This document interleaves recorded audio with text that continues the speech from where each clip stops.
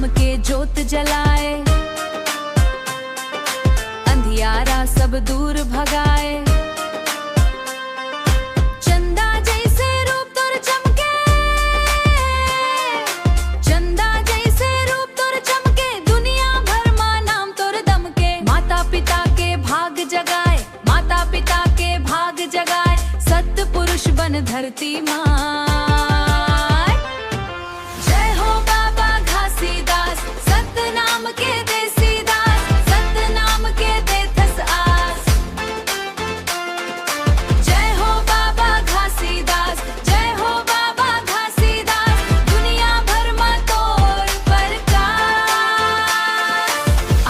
धरती पावन होगे,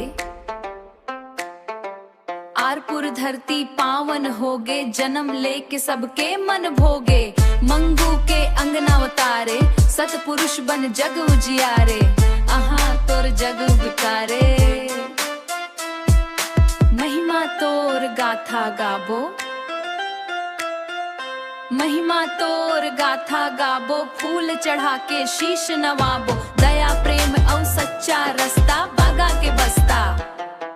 महिमा तोर गाथा गाबो, फूल चढ़ा के शीश नवाबो। दया प्रेम और सच्चा रास्ता, दया प्रेम और सच्चा रास्ता। बाबा दिखाइन जीवन बस्ता, बाबा दिखाइन जीवन बस्ता। जय हो बाबा घासीदास, सतनाम के देसी दास, सतनाम के देथस आस। जय हो बाबा घासीदास, जय हो बाबा घासीदास, दुनिया भर मा तोर प्रकाश।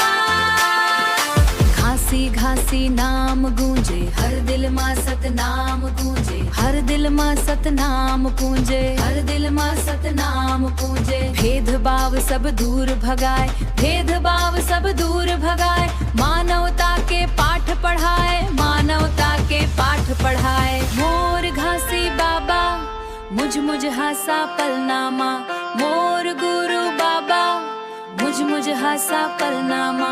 जय गुरु बाबा, जय गुरु बाबा, सतनाम।